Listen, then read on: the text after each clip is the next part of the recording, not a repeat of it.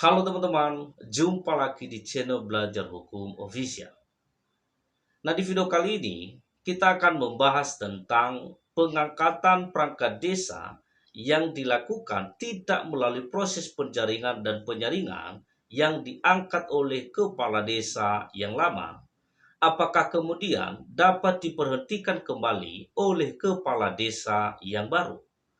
Nah, ini menarik untuk kita bahas dan sekaligus untuk menjawab pertanyaan dari teman-teman sekalian. Seperti apa penjelasannya? Simak cuplikan berikut.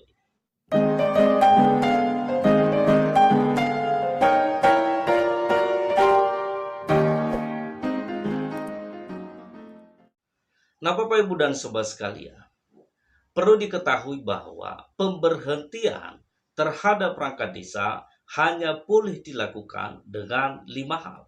Sebagaimana diatur dalam pasal 53 Undang-Undang Nomor 6 Tahun 2014 tentang Desa dan pasal 5 Permendagri Nomor 67 Tahun 2017 tentang perubahan atas Permendagri Nomor 83 Tahun 2015 tentang pengangkatan dan pemberhentian perangkat desa, yakni antara lain: yang pertama, usia telah genap 60 tahun; yang kedua, dinyatakan sebagai terpidana yang diancam dengan pidana penjara minimal 5 tahun berdasarkan putusan pengadilan yang telah memperoleh kekuatan hukum tetap; yang ketiga, berhalangan tetap; yang keempat, tidak lagi memenuhi persyaratan sebagai perangkat desa; dan yang kelima, karena melanggar larangan sebagai perangkat desa.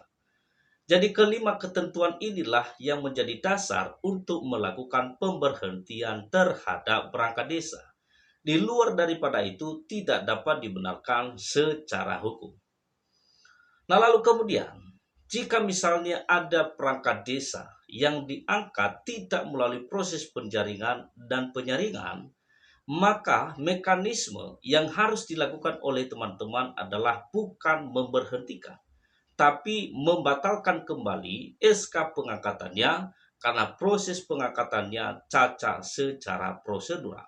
Sekali lagi, bukan diberhentikan, tapi membatalkan kembali surat keputusan pengangkatannya karena proses pengangkatannya tidak secara prosedural.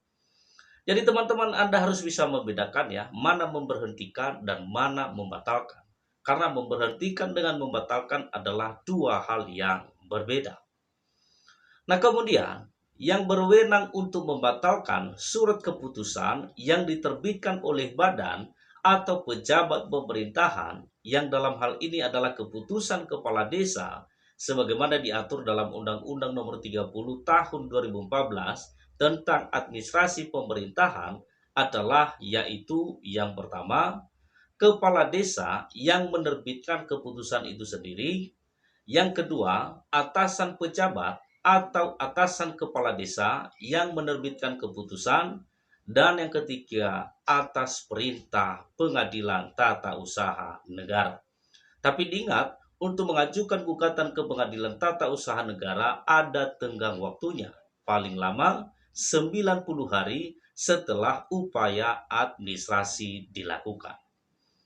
Jadi itu artinya bahwa kepala desa yang baru sudah tidak dapat lagi melakukan pemberhentian terhadap perangkat desa yang diangkat oleh kepala desa sebelumnya, sebelum berakhir masa tugasnya berdasarkan SK pengangkatannya, karena tidak sesuai dengan prosedural dan ketentuan peraturan perundang-undangan. Jadi saya kira itu ya penjelasan singkat dari kami, semoga bermanfaat. Mari terus belajar hukum agar paham hukum dan taat terhadap hukum. Sampai ketemu pada video berikutnya. Markus, mari kita kupas.